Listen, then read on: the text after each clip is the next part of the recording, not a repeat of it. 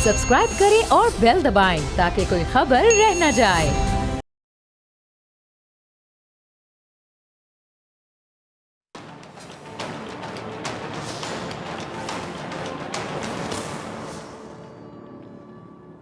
अस्सलाम वालेकुम नाज़रीन, मैं हूं डॉक्टर फ़िज़ा अकबर खान और मैं हूं पाकिस्तान और आप देख रहे हैं पाकिस्तान के सबसे बड़े न्यूज़ चैनल का नंबर 1 प्रोग्राम ऐसे नहीं चलेगा।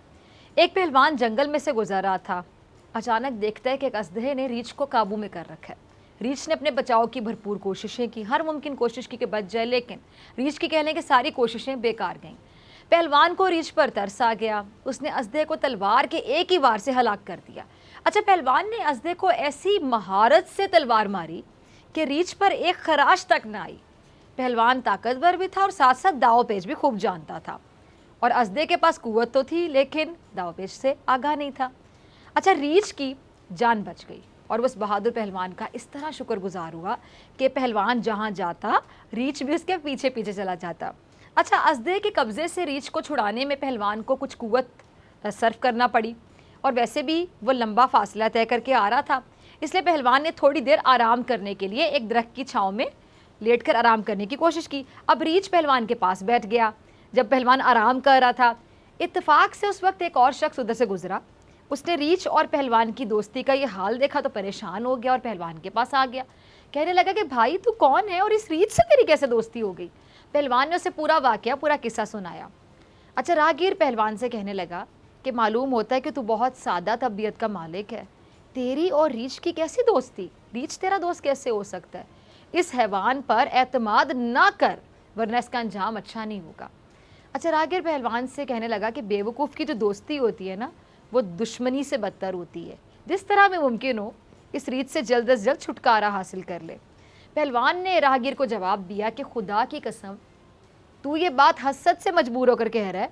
रीछ को ना देख, उसकी मोहब्बत देख, उल्फत देख कि किस तरह मुझसे मोहब्बत दिखा रहा है, उल्फत दिखा रहा है। मैं तो इसे कभी भी खुद से जुदा नहीं करूँगा।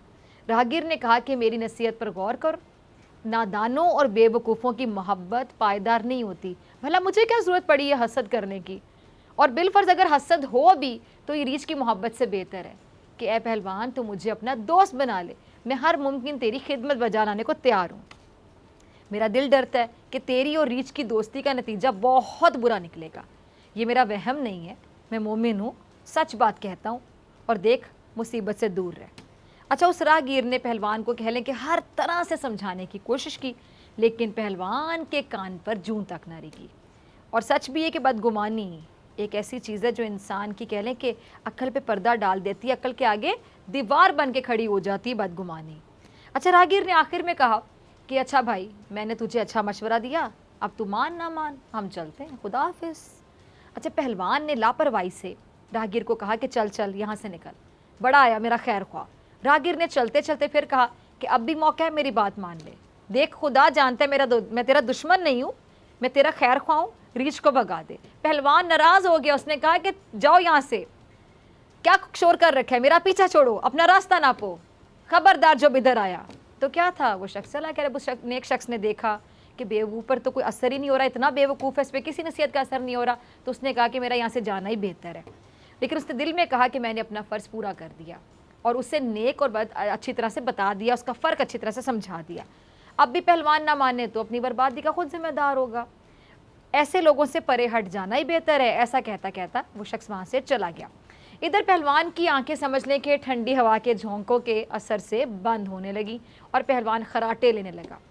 रीछ करीब बैठा था और मक्खियाँ उड़ाता रहा, लेकिन मक्खियाँ बार बार आने लगीं और उन्हें उड़ाते उड़ाते रीछ गुस्से में आ गया, तंग आ गया।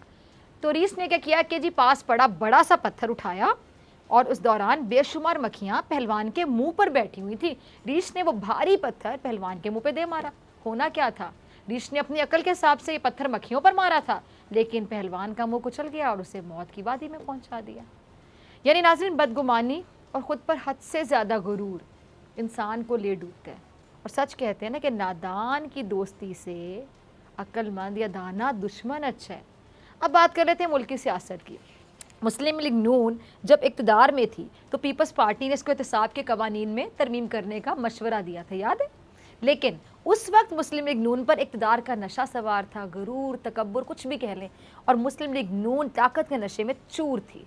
उसने समझा कि पीपल्स पार्टी तो उससे हसद कर रही है, और तो और मुस्लिम लीग नून को उस वक्त ताकत के बल पर अपोजिशन को मुस्लिम लीग नून दबाना भी चाहती थी। इसलिए इस जमात ने एहतसाब की तलवार को पीपल्स पार्टी के खिलाफ इस्तेमाल किया, खुलकर इस्तेमाल किया, जी भर कर इस्तेमाल किया और अपने सारे अगले पिछले जो बदले थे ना, हिसाब किताब थे चुका दिए, अगले पिछले सारे बदले तीर वाली जमात से ले लिए। नून लीग के कायद को खूब समझाया गया कि कल मुसीबत की घंटी उनके गले में भी पड़ सकती है, कल उनका वक्त भी आ सकता है, लेकिन उस वक्त कहने की बदगुमानी और इंतकाम की आग में नून लीग के कायद ऐसे चल रहे थे कि उन्होंने किसी का मशवरा लेना तो दूर की बात, गौर करना भी मुनासिब नहीं समझा, किसी के मशवरे को इस काबिल भी ना समझा कि इस पर 2-4 मिनट के लिए 2-4 सेकंड के लिए गौर ही कर लिया जाए। फिर क्या हुआ, हवा का रुख नून लीग के खिलाफ हो गया, हवा का रुख मुस्लिम लीग नून की मुखालफत में चल पड़ा और नून लीग ने कहने के जो अपना बोया था वो काटना शुरू कर दिया। और अब मुस्लिम लीग नून के ख्याल में एहतसाब के इदारे सिर्फ उसी को निशाना बना रहे हैं। एहतसाब का भारी पत्थर जब नून लीग के मुंह पर आ गिरा तो इस जमात को आटे और दाल का कहते हैं कि भाव पता चल गया, मालूम हो गया, यानी मुस्लिम लीग नून अपनी खोदी हुई खाई में गिर पड़ी। और पीपल्स पार्टी को आज जिन एहतसाब केसेस का सामना है उनमें आपको मैं बताऊं ज़्यादातर केसेस नून लीग के दौर में बनाए गए हैं। बेनज़ीर भुट्टो शहीद के पाँव में भी नून लीग के कायद ने एहतसाब की जंजीरें डालने की हर मुमकिन कोशिश की। और मोहतरमा शहीद जब अपने बच्चों को उठा के नून लीग के कायद के इंतकामी कार्रवाइयों का बल्कि इंतकामी वारों का सामना करती थी तो उस वक्त भी बीबी शहीद ने सब्र का दामन हाथ से नहीं छोड़ा था और जुल्म का सामना किया था।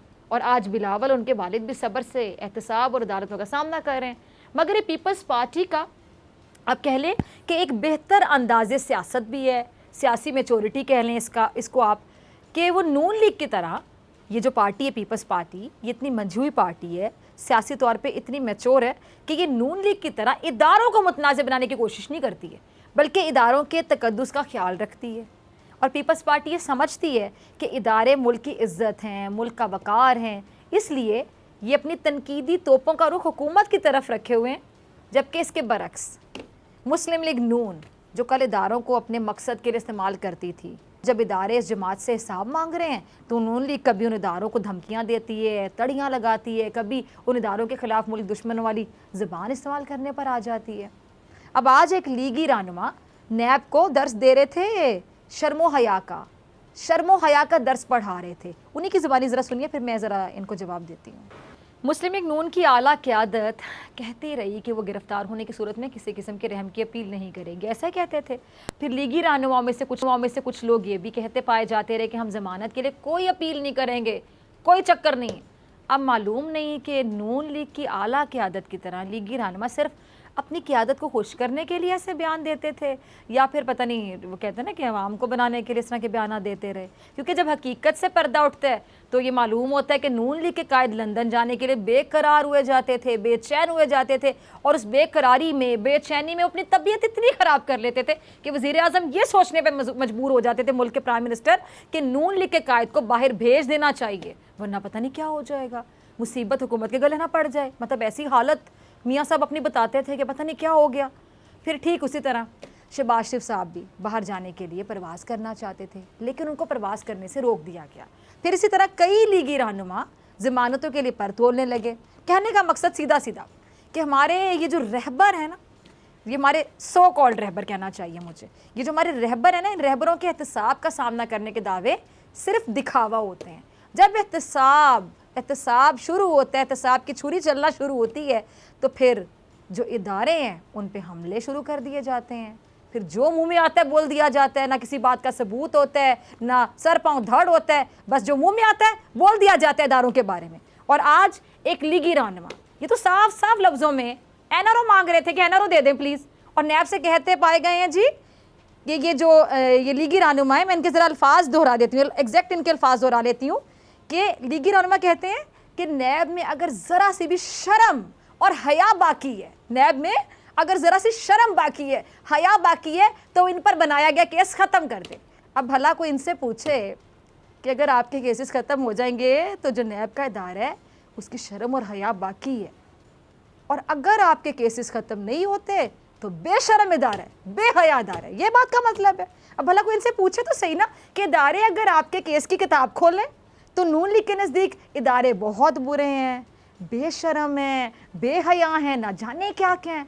और जैसे इनके केसेस बंद कर दिए जाएं, ख़त्म कर दिए कि उनको पूछने वाला ना हो कि क्या किया, कैसे किया, कब किया, बताओ, कोई पूछने वाला ना हो, तो फिर बहुत अच्छे इदारे हैं, बावकार इदारे हैं। और ये तो खुद को वैसे सुरखुरू कहते हैं। मुस्लिम लीग नून नैब को काला कानून भी कहती थी और इसको ख़त्म करने की बात भी करती थी। तब जब इक़्तिदार से बाहर है तो अब इसको नैब बुरा लगने लग गया और नून लीग के कायद तो नैब के पर काटना चाहते थे।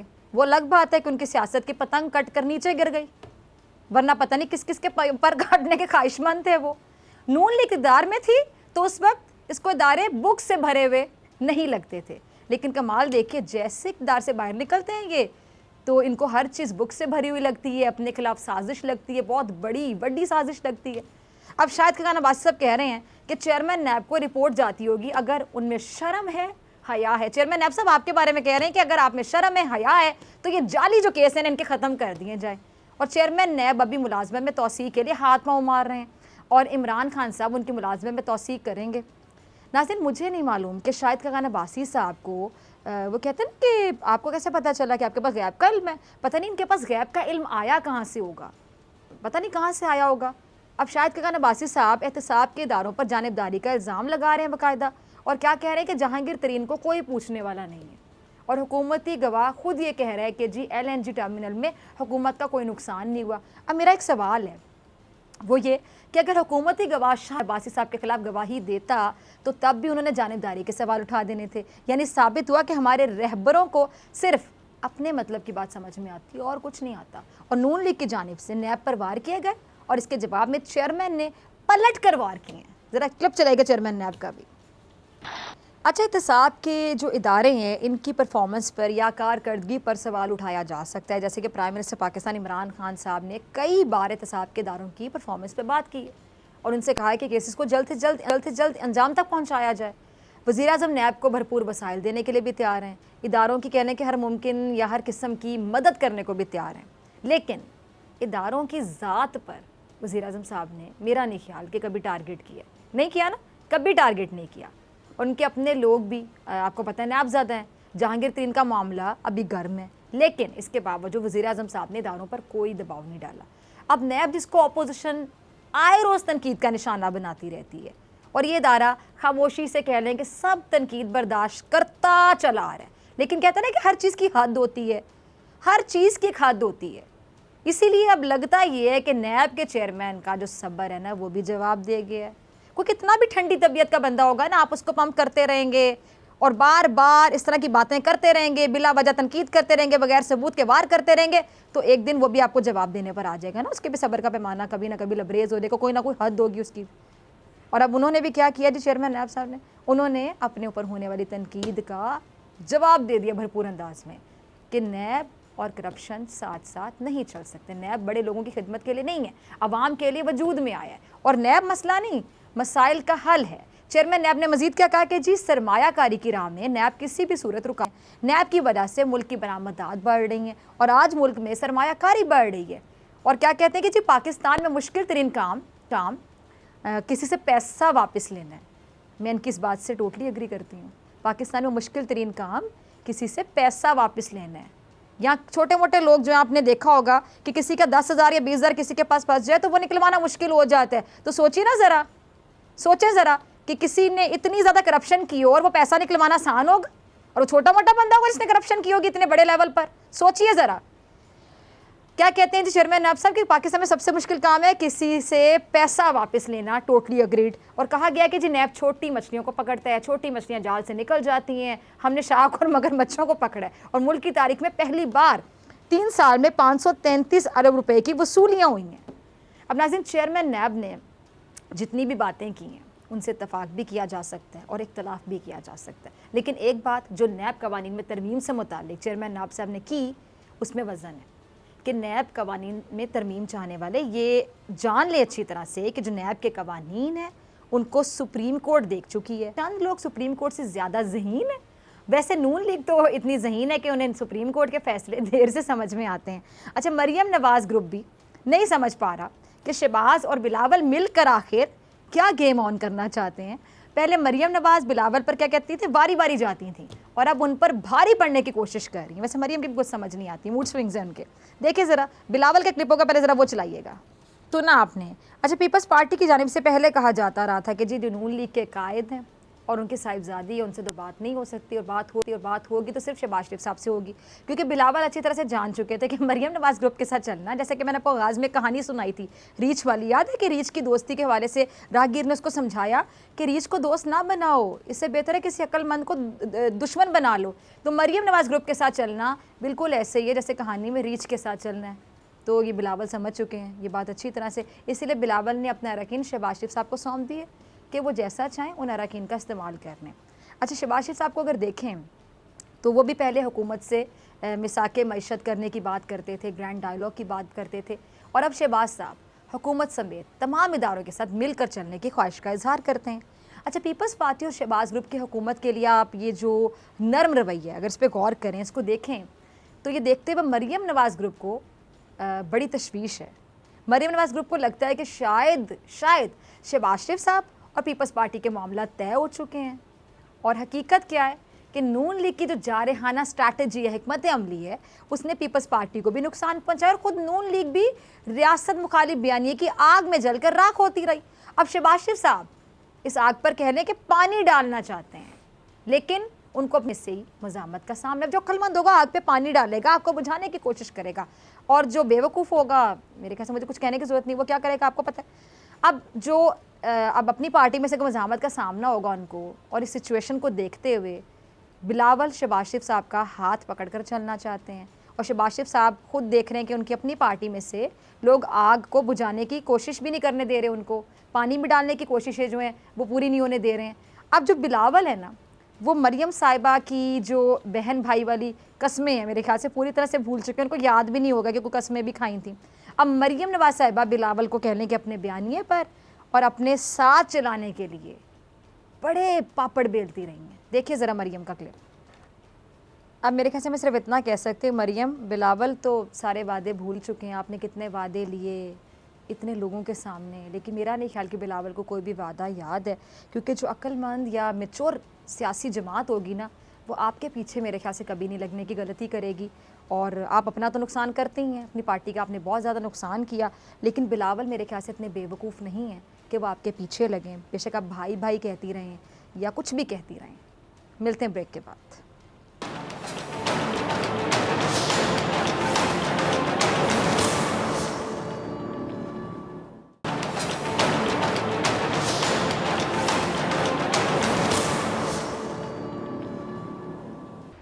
वेलकम बैक नाज़रीन। सिंध का बजट भी पेश कर दिया गया है, और अपोजिशन हुकूमती अरकान की शदीद जो नारेबाजी है, शोर शराबा, उसमें वज़ीर आला सिंध मुराद अली शाह साहब ने बजट पेश किया। बजट तकरीर के दौरान मुराद अली शाह साहब ने सरकारी मुलाजिमीन के लिए बड़ी खुशखबरी सुनाई। अच्छा जी, आपको बताऊं कि तनख्वाहों में 20% और पेंशन में 10% इजाफे का ऐलान किया गया, और मज़दूर की जो कम से कम उजरत है वो 17,500 से बढ़ाकर 25,000 रुपये कर दी गई। ग्रेड 1 से 5 तक सिंध के सरकारी मुलाजमिन की तनख्वाह 25,000 रुपये माहाना होगी। माली साल 2021-22 के लिए सूबे के बजट का जो हुजम है वो 1477 अरब 90 करोड़ रुपये से ज़ायद है, और सिंध की आमदन का तखमीना 1452 अरब 16 करोड़ 80 लाख रुपए है। इस तरह जो बजट खसारे का तखमीना है वो 25 अरब 73 करोड़ रुपए से ज़ायद है, और नए बजट में कोई नया टैक्स तजवीज़ नहीं किया गया। तरक्याती अखराजात के हवाले से मुराद अली शाह साहब ने कहा है कि जो तरक्याती अखराजात में 41.3% इजाफा किया गया है। फलाही मनसूबों के लिए 293 अरब रुपये मुख्तस किए गए हैं, तालीम के लिए 240 अरब, जबकि सेहत के लिए 172 अरब रुपये मुख्तस किए गए हैं, और सूबे में वबाई अमराज का मुकाबला करने के लिए 24.73 अरब रुपये रखे, और जिसमें हेल्थ रिस्क अलाउंस भी शामिल है। अब नाज़रीन, कल पंजाब बजट पेश किया गया था और आज सिंध बजट पेश किया गया है। देखना ये कि एक आम आदमी के लिए, आम फर्द के लिए, मजदूरदार तबके को इस बजट से आखिर कितना रिलीफ मिल सकेगा, मिल भी सकेगा। इस पर बात करने के लिए मेरे साथ मौजूद हैं माहिर माशियात, किसी तारुफ के मोहताज नहीं, शाहिद हसन सदीकी साहब। बहुत शुक्रिया। कुछ देर के बाद अमीर अब्बास भी हमें ज्वाइन करेंगे। तो अमीर, बहुत शुक्रिया ज्वाइन करने के लिए। अमीर अब्बास, आप कैसे देख रहे हैं, पंजाब हुकूमत ने भी बजट पेश कर दिया, सिंध हुकूमत ने भी कर दिया, ये जो आम आदमी है, खासतौर पर अगर मैं मजदूर तबके की बात करूँ उसके हवाले से आप कैसे देखते हैं? बहुत शुक्रिया डॉक्टर साहब। देखें, सूबों, बहुत सारे मामला सूबों के हैं, वो सूबाई बजट पे कवर होते हैं। कुछ ऐसी वफाकी हुकूमत की पॉलिसीज होती हैं जिसका असर आम आदमी पर पड़ता है और वो हर सूबे की शहरी पर पड़ता है। वफाक की बहुत सारी ऐसी पॉलिसीज हैं जिनका सूबों के साथ बराह रास्त ताल्लुक नहीं है।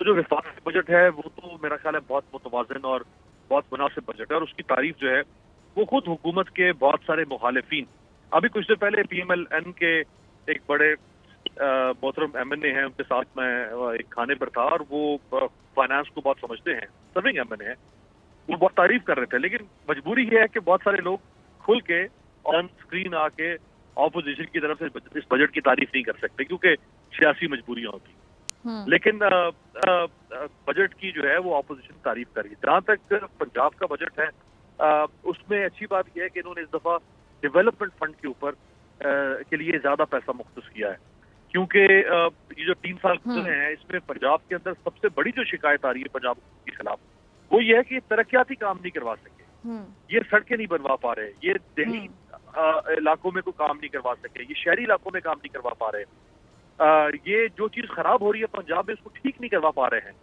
तो ये एक अच्छा इसमें है कि इन्होंने डेवलपमेंट फंड के लिए जो है वो पैसा मुख्तस किया। ठीक है, आपको लग रहा है कि अच्छा डेवलपमेंट फंड के लिए जो मुख्तस किया वो आपको अच्छा लग रहा है, ठीक है। अच्छा, मेरे आगे चलते हैं। जो कौमी असम्बली इजलास में आज आपने किताबों की जंग तो मेरे ख्याल से देखी होगी, हुकूमती और अपोजिशन दूसरे पर बाकायदा बजट किताबें फेंक रहे थे, एक दूसरे के खिलाफ जुमलेबाजी भी कर रहे थे, शोर शराबा और गालियाँ भी, तो ऐवान मैदान जंग बना हुआ था। ये रवैया कब ख़त्म होगा, कब ये मेचोरिटी की तरफ जाएंगे, ये तमाम चीज़ें जो है क्या मैसेज देती हैं, क्या पैगाम देती हैं? देखिए, मेरा ख्याल है अब हम अगर इस बात तो इनको बुरा नहीं लगना चाहिए। हम अगर इस पार्लियामेंट को आज के बाद ये कहें कि ये पार्लियामेंट निकम्मी है तो इनको तकलीफ नहीं होनी चाहिए।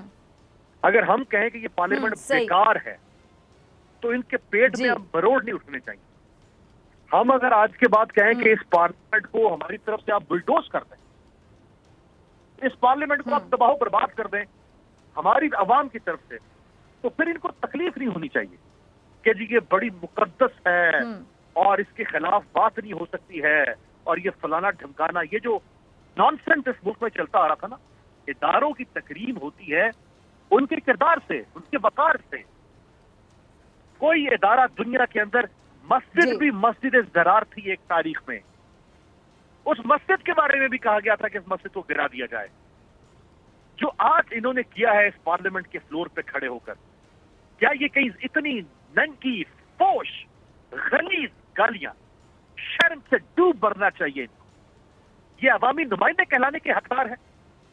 अगर किसी और मुअज़्ज़ब मुल्क के अंदर अगर पार्लियामेंटेरियन असेंबली के फ्लोर पर ये कर रहे होते, खुदा की कसम इन्हें लोग घरों से निकाल कर लेकर आते, घसीट कर सड़कों पर लाते और इनको जूते मारते। इनको इसलिए भेजा जाता है, बिल्कुल सही, ये बाहर जाके ये कंडक्ट लोगों के सामने रखे अपना, इनके अंदर बर्दाश्त नहीं जरा सी भी। और दोनों तरफ से माशाल्लाह दोनों तरफ से आग बराबर लगी हुई। कोई शर्म होती है, कोई हया होती है। इस पार्लियामेंट का एक एक मिनट जो है वो कौम के पैसों से चलता है, वो किसी के बाप के पैसे से नहीं चलता है, वो किसी को जहेज में नहीं मिला हुआ है, वो किसी की जमीनों की आमदन से नहीं चलता है, जागीरदार और बडेरे की, ना वो किसी सनतकार की मिल से निकलने वाले सूती के धागे से चलता है। वो पाकिस्तान के अवाम के टैक्स, इस इजलास के अंदर जो गाली दी गई वो गाली भी पाकिस्तानी कौम के टैक्स से दी गई और ये रिवायत बनती चली जा रही है। यानी एक हद होती है किसी चीज, बड़ी गहरी बात, सही बात कह रहे हैं आप। भरम होता है किसी चीज का, इन्होंने वो सारा भरम तोड़ के रख दिया, कुछ बाकी नहीं छोड़ा इन्होंने। आज के बाद बिल्कुल तोड़ के रख दिया। पाकिस्तान के अवाम के लिए हो ना हो, भाड़ में जाए, मौत पड़े इस इदारे को, ये दफा हो इदारा। बिल्कुल सही, बिल्कुल सही, बिल्कुल सही। और मैं कहती हूँ कड़वे अल्फाज ये जो निकल रहे हैं आपके मुंह से अमीर अब्बास, ये बिल्कुल अवामी ज़बान है। अवाम इसी तरह इनसे मुखातिब होना चाहती है। अगर कोई मिल गया किसी अवाम के हत्थे चढ़ गए लोग तो आप देख लीजिएगा कि क्या होगा। और होता है अक्सर किस तरह के वाक़ियात पेश आते हैं, मोहब्बत नहीं करती अवाम इस तरह के रवैयों से। शायद हसन सिद्दीकी साहब हमारे माशरे में, देखिए हमारे माशरे में डॉक्टर साहब आप पहले देखें कि लोगों के अंदर इंतकाम भरा हुआ है, जमीनों के ऊपर कत्ल हो रहे हैं, इंतकाम है, जायदादों लोगों के पर अंदर कत्ल इतनी हो रहे हैं। शिद्दत और ये जो फ्रस्ट्रेशन है उसकी बहुत बड़े जी, जिम्मेदार ये लोग हैं, ये लोग हैं। आप अच्छा अमीर, आपकी देखिए, इजाजत है मैं शाहिद हसन सिद्दीकी साहब को शामिल है गुफ्तगू करना चाहती हूँ। कोई टेक्निकल फॉल्ट की वजह से हम उनको नहीं सुन पा रहे थे, आपकी इजाजत से मैं वहाँ जाना चाहती हूँ। शाहिद साहब अगर आप मुझे अब सुन पा रहे हैं तो पंजाब हुकूमत की जाने से भी बजट पेश कर दिया गया, सिंध हुकूमत की जाने से भी कर दिया गया। अमीर तबके को मैं अक्सर कहती हूँ कि इतना फ़र्क नहीं पड़ता है, जो खाते पीते लोग हैं उनको इतना फ़र्क नहीं पड़ता है, अपर मिडिल क्लास लोगों को इतना फ़र्क शायद नहीं पड़ता है, लेकिन जो एक निचला तबका है जो बेचारे बहुत मुश्किल से अपने बच्चों की रोज़ी रोटी पूरी करते हैं, मजदूर तबके की अगर बात करूँ, उस तबके के हवाले से आप इस बजट को कैसे देखते हैं? दोनों बजट की बात करें, पंजाब की भी सिंध की भी। पहले मैं आपको ये बता दूं कि जो वफाकी बजट था वो पहले ही बेमकसद हो चुका है, बेमानी जी। हो चुका है, और उसकी कोई हैसियत इसलिए नहीं रही कि उसमें उन्होंने ये कहा था कि जी। 570 अरब रुपया सूबे फाजिल देंगे, 570 बिलियन सरप्लस देंगे सूबे। तो सवाल ये पैदा होता है क्या उन्होंने सूबों से बात कर ली थी? क्योंकि जो डिविजिबल पूल से पैसा जाता है वो तो उनको पूरा मिलता नहीं है। आप ये कहते हैं कि 570 बिलियन सूबे फाजिल देंगे ताकि हमारा बजट खसारा जो है कंट्रोल में रहे, वफाक का ही बजट है। अब पंजाब जहां उनकी अपनी हुकूमत है उनका शेयर होता है 50%। इसका मतलब ये है कि पंजाब ने 285 बिलियन रुपीस का जो है वो फाजिल बजट देना था, उन्होंने दिए 125 अरब का। इसका मतलब ये है कि अभी ये माली साल शुरू नहीं हुआ, 165 अरब रुपए का झटका लग गया उसके अंदर। अब आप आइए सिंध की तरफ, सिंध का हिस्सा है 25%, तो उनको देना था कि कम से कम 140 अरब, उन्होंने खसारे का दे दिया 25 अरब के, यानी 160 अरब ये हो गया। तो 325 अरब रुपए का झटका पहले ही लग चुका है, अभी तो नया साल शुरू ही नहीं हुआ है। तो फिर ये इसमें रह क्या गया? दूसरी बात ये थी कि जो कुछ रिलीफ दिया गया है उससे कई गुना अवाम की जेब से वापस निकाल लिया गया है। अगर मैं आपसे ये कहूँ कि जो मंशूर था तहरीक इंसाफ का और पीपल्स पार्टी का और पीएमएलएन का, तीन बड़ी पार्टियां, उनके मुकाबले में पंजाब और सिंध ने तालीम और सेहत की मद में जो है 1500 अरब रुपया कम मुख्तस किए हैं। यानी जिस वक्त कोविड-19 भी चल रहा है, 24 मिलियन बच्चे हमारे स्कूल भी नहीं जा रहे, और तालीम और सेहत का बजट खुद अपने मंशूर के मुकाबले में अगर ये जो है 1500 अरब रुपया कम होता है मुख्तस, 1000 अरब रुपया पंजाब ने कम मुख्तस किया है, 500 अरब रुपया सिंध ने मुख्तस किया है। तो क्या हम चाहते ये हैं कि ये सदी इसी तरह गुजर जाए कि हमारे बच्चे जो हैं स्कूल ना जाएं? जो आईन पाकिस्तान के शिक 25 अलिफ की खिलाफ वर्जी है, जिसमें ये कहा गया है कि 5 साल से 16 साल के उम्र के हर बच्चे को लाजमन मुफ्त तालीम देनी है। तो अगर ये हंगामा आराई से कतई नज़र अगर ये पार्लियामेंट और सूबाई असम्बलियाँ इस बजट को पास करती हैं जो कानून से मुतसादिम है, जब आवाम को अब तालीम नहीं दे सकते, सेहत नहीं दे सकते, और मैं बिल्कुल आप बता रहा हूँ कि अगले माली साल में कम से कम पेट्रोलियम मसनूआत में 20 रुपया फी लीटर मजीद इजाफा होगा। ये जो आज है उससे 20 रुपये लीटर और बनेगा। तो फिर ट्रांसपोर्ट के किराए, दालें, सब्जियां, गोश्त, ये कहाँ जाएंगी? क्योंकि उसमें जो तमाशा हम लोग कर रहे हैं कि पेट्रोलियम लेवी रखा है 610 अरब रुपया। ये सीधा भत्ता है कि आप जो भत्ता ले रहे हैं। किसी ज़माने में इसका नाम था कार्बन टैक्स, सुप्रीम कोर्ट ने कहा ये नाजायज़ है, आप नहीं ले सकते, उन्होंने उसका नाम रख दिया petroleum development levy. Supreme court ने कहा आप नहीं ले सकते, गैर कानूनी, तो उन्होंने डेवलपमेंट लिखा के पेट्रोलियम लेवी रख दिया ताकि पार्लियामेंट की जुरिस्डिक्शन आ जाए। अब पार्लियामेंट उसको अगर पास करता है 610 अरब रुपये, तो ये हो गया। फिर हमारा कानून ये है कि अगर आलमी मंडी में तेल की कीमतें बढ़ती हैं तो हमारा जीएसटी यहाँ से बढ़ जाता है रुपीस के ऊपर। अगर आलमी हमारे रुपए की कदर गिरती है तो इंपोर्टेड कॉस्ट बढ़ जाती है। तो ये हम नहीं करते कि 1 लीटर पे टैक्स लगा लें, हम तो उसके ऊपर लगाते हैं। तो 610 अरब रुपया प्लस जीएसटी में कई सौ अरब रुपए का इजाफा होगा। ये अवाम के ऊपर जाने वाला है। पेट्रोलियम मसनूआत की कीमतें बढ़ने वाली हैं। तो फिर अगर तालीम का बजट भी नहीं है, सेहत का बजट भी नहीं है, और ये पेट्रोलियम लेवी आपने भत्ता ले लिया। दूसरा ये बिल्कुल बताऊं कि जब के लोग बारात दी जा रही है ताकतवर तबकों को कौमी बचत स्कीमों में, जहाँ बेवाई भी पैसा लगाती हैं, यतीम भी लगाते हैं, माजूर अफराद भी लगाते हैं, इसमें कई बड़ी ज़बरदस्त कटौती करती है शरह मुनाफे में। तो आखिर उनके लिए कोविड-19 नहीं आया। एक तरफ जो है महंगाई है, दूसरी तरफ जो वहाँ पैसा लगा रहे हैं उसकी शरह ज़बरदस्त कमी कर दी। उसके बाद 2 करोड़ से ज़्यादा लोग हैं जिन्होंने 7000 अरब रुपया बैंकों में बचत खातों में जमा कराया हुआ है प्रॉफिट एंड लॉस शेयरिंग में। स्टेट बैंक ऑफ पाकिस्तान ने गैर कानून को तोड़कर, मैं कोट भी कर दूं ताकि किसी को गलत फहमी ना हो, banking companies ordinance 26A4, banking companies ordinance 40A और आईन पाकिस्तान के शिक 3 का कीमा बनाकर हमारी स्टेट बैंक ने ये कहा कि फरवरी 2020 में अगर 1 लाख रुपया कोई जमा करा बैंक में जमा रखता था तो उसको 11,000 रुपये साथ मुनाफा मिलता था। इस एक साल में उसको 5,500 मिला है। तो आपने 500 अरब रुपया कानून तोड़ के उनसे खींच लिया, तो आपने ले लिया। तो सवाल ये पैदा, तालीम का बजट आपने कम कर दिया, सेहत का बजट आपने कम कर दिया, और अब आप तरक्याती अखराजात रख रहे हैं। मगर सवाल ये पैदा होता है कि जब टैक्सों की वसूली का हदफ अगर हासिल नहीं होता, जो कि नहीं होगा, वहां पे बोझ डालने के बावजूद, तो फिर तालीम का बजट भी आप कम कर रहे हैं, सेहत का भी बजट कर रहे हैं, तरक्याती अखराजात में भी कटौती कर रहे हैं, तो फिर ग्रोथ कैसे आएगी, कोई मुझे समझा तो दे।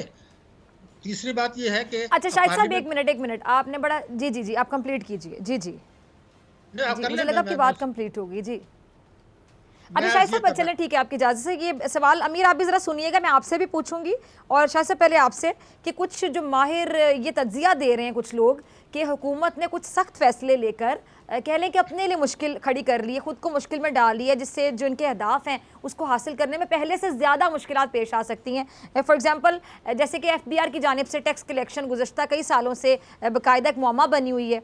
इसको आप कैसे देख रहे हैं कि हुकूमती अहदाफ को और मजमूई तौर पर ये जो बजट तजावीज़ हैं? देखिए, एक अजीब तमाशा है, मैं आपको बता रहा हूँ। FBR भी एक खेल कर रहा है हमारे साथ, ये हुकूमत भी खेल कर रही है। मैं आपको वाज़ेह तौर पर बता रहा हूँ। इस वक्त हुआ ये है कि FBR ने एक इश्तहार शाये कराया है, और ये हमारे जो नई टीम आई है, इकोनॉमिक टीम, रेवेन्यूज में खास तौर से उनका खेल है। वो ये कहते हैं कि जी पाकिस्तान में 74 लाख आदमी ऐसे हैं, 7.4 मिलियन, जो विदहेल्डिंग टैक्स देते हैं मगर रिटर्न फाइल नहीं करते। फिर वो कहते हैं 35 लाख आदमी ऐसे हैं जिनका NTN है, वो रिटर्न फाइल नहीं करते। अब हम उनको नोटिस भेजेंगे। अब आप 1.25 करोड़ लोगों को नोटिस भेजेंगे, और ये इसमें 2-3 साल निकल जाएंगे, खेल खत्म हो जाएगा।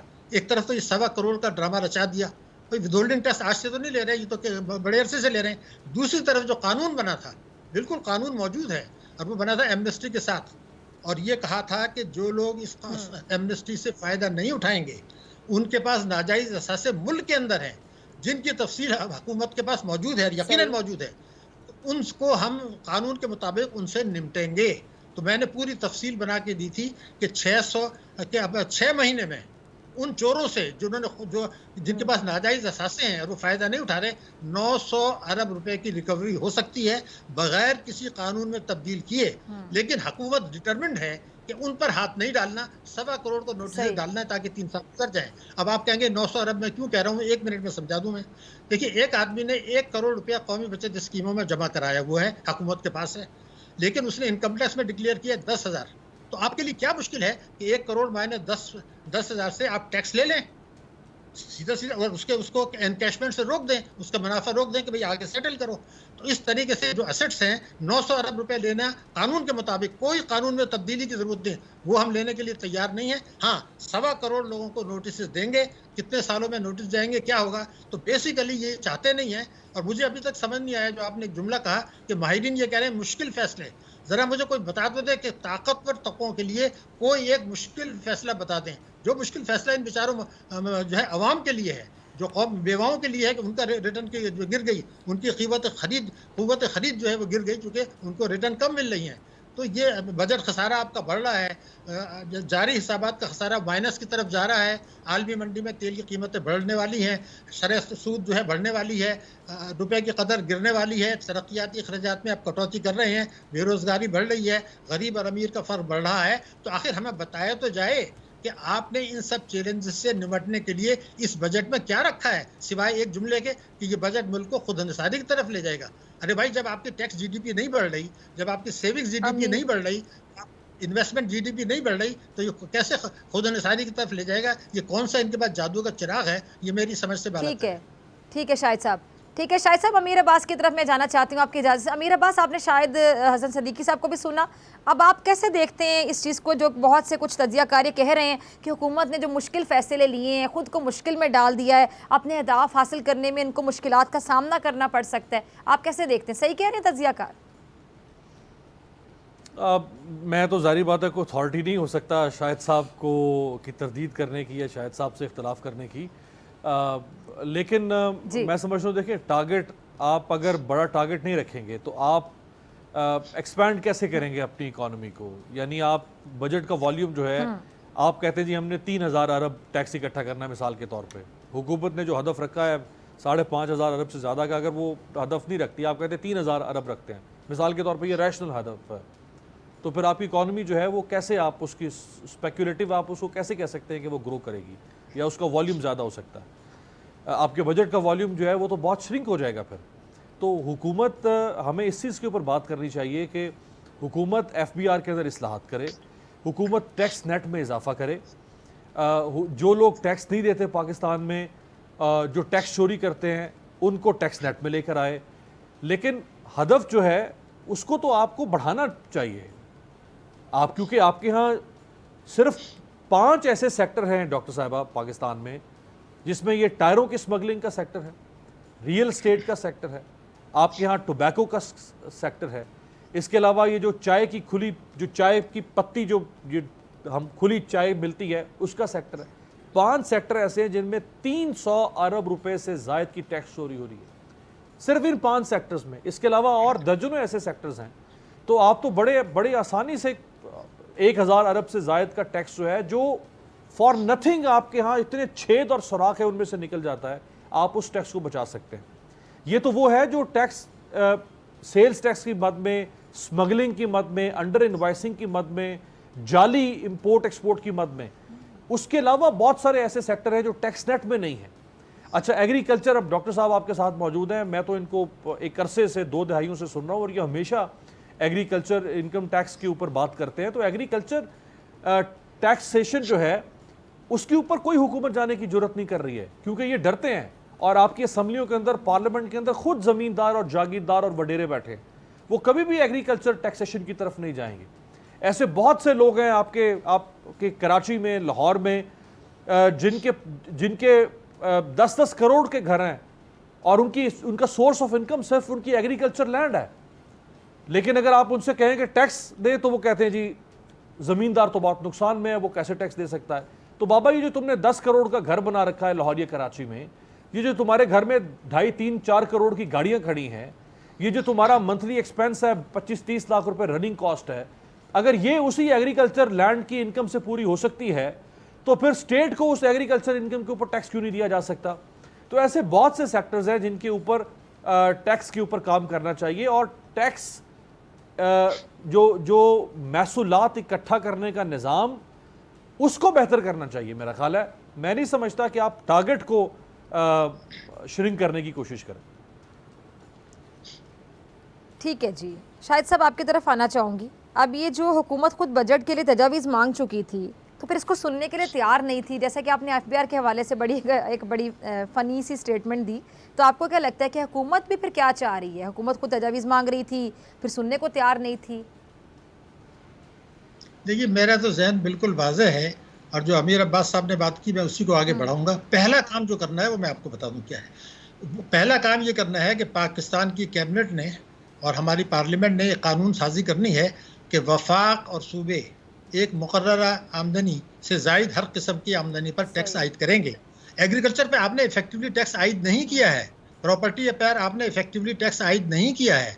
हमारा जो रिटेल और होलसेल सेक्टर है ट्रेड का, चूँकि मईशत दस्तावेजी नहीं है, तो उनका शेयर 18% है, वो 1% टैक्स दे रहे हैं। तो पहला कानून जो इमरान साहब ने कमिट किया था 10 नुकाती हिकमत अमली में, वही था। FBR तो बहुत बाद में आएगा। वो कानून ये था जो उन्होंने खुद कहा था कि इख्तिदार में आने के 100 दिन के अंदर मैं इंसाफ पर मबनी, अदल पर मबनी टैक्सों का निज़ाम नाफिज कर दूंगा। यानी वफाक और सूबे हर किस्म की आमदनी पर टैक्स लगाएंगे, मईशत को दस्तावेजी बनाया जाएगा और काले धन को सफ़ेद होने से रोका जाएगा। अगर ये आप कानून पास करते हैं तो 3,500 अरब की इजाफी आमदनी हो सकती है। ये मैं अमीर अब्बास साहब के उसका जवाब दे रहा हूँ कि ये हदफ तो कुछ भी नहीं है। इमरान खान साहब ने तो खुद कहा था कि मैं 8,000 अरब रुपया इकट्ठा करके दिखाऊंगा, मुझे 2 साल पहले होना था। अब आप 5,800 का जो हदफ रख रहे हैं, इससे कोई मकसद हासिल नहीं होगा, क्योंकि 57% आप प्रोविंसेस को दे देंगे, उसके बाद दिफा और सूद के लिए आपके पास पैसे बचेगा नहीं। तो मैं तो इस हदफ को जो हासिल होता है या नहीं, इर्रेस्पेक्टिव ऑफ दैट, मैं कह रहा हूँ इस हदफ से कोई मकसद हासिल नहीं होगा। तो पहला काम आप ये करेंगे कि हर किस्म की आमदनी पर टैक्स लगाएंगे, जो तीनों बड़ी पार्टियों के मंशूर का लाजमी हिस्सा है। और उसके बाद जो है ना एफबीआर का मसला आता है कि आप उसकी इस्लाह करें। लेकिन जब आप इकोनॉमी को डॉक्यूमेंट करने के लिए तैयार नहीं है, एमनेस्टी का जो दुनिया भर में उसूल होता है वो ये होता है कि एक बाल्टी में अगर गंदा पानी है तो नीचे से आप उसको फिल्टर करके निकाल रहे हैं, मगर ऊपर से उससे ज़्यादा स्पीड से गंदा पानी आ रहा है। तो ये हम 12-14 जो एमनेस्टी लाए हैं उसमें यही ड्रामा हुआ है कि उससे ज़्यादा नया जनरेट हो जाता है। तो सबसे बड़ा मसला जो है वो ये है कि ताकतवर तबके खुल के कहते हैं कि जो इन चीज़ों को छेड़ेगा हम उस हुकूमत को गिरा देंगे। ये बिल्कुल वाज़ेह है। लेकिन अगर उसका आप कहेंगे सबूत क्या है, तो सबूत ये है कि हमारी काबीना, हमारी वफाकी काबीना वो एक रेजोल्यूशन पास करके दिखा दे कि जो तहरीक इंसाफ ने कहा था कि तो वो चूंकि नहीं कर रहे, तो पहले आप कानून बनाएंगे, उसके बाद मईशत को दस्तावेजी बनाएंगे, फिर प्रॉपर्टी का मैं आज आपको बता दूं, अगर एक कमर्शियल प्रॉपर्टी 22 करोड़ की है तो वो 2 करोड़ में डिक्लेयर हो रही है, हमने टॉलरेट किया हुआ है, आपने सूबों से निकाल के मरकज के पास ले लिया। तो आप तो खुद सपोर्ट कर रहे हैं। तामीर जो कंस्ट्रक्शन सेक्टर का जून तक था, अब आप बात कर रहे हैं उसको एक्सटेंड कर दें, तो फिर कुछ भी नहीं हो सकता ना। मुश्किल फैसले मैंने कहा अभी करने हैं, इन्होंने तो नहीं किए। मेरे पास शाहिद साहब, आप दोनों का बहुत शुक्रिया। इसी के साथ डॉक्टर फिज़ा अकबर खान के साथ मुलाकात होगी इंशाल्लाह कल सेम टाइम सेम चैनल की ज़िंदगी ने वफा की। दुआओं में याद रखिएगा, अपना बहुत ख्याल रखिएगा। अल्लाह निगहबान।